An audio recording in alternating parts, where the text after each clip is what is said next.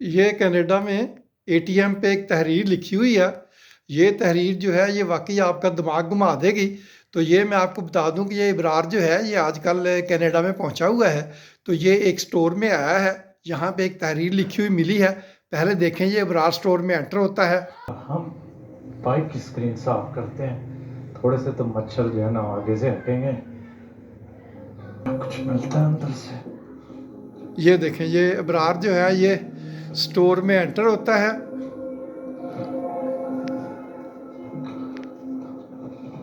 अच्छा, ये भी सुपरमार्केट टाइप ही है। यहाँ पे ये बड़ी अच्छी चीज लिखी हुई है। तो ये तहरीर है, ये देखें क्या लिखा है। तारीफ।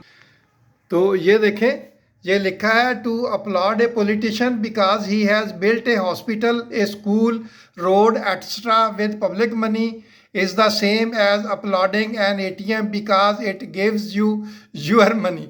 तो ये कह रहा है कि किसी पॉलिटिशियन ने अगर अस्पताल स्कूल रोड या और पब्लिक मनी से कोई चीज़ बनाई है तो उसका शुक्रिया अदा करना ऐसा ही है जैसे आप जो है वो एटीएम का शुक्रिया अदा करें क्योंकि उसने जो है वो आपके पैसे जो है ये वापस किए हैं।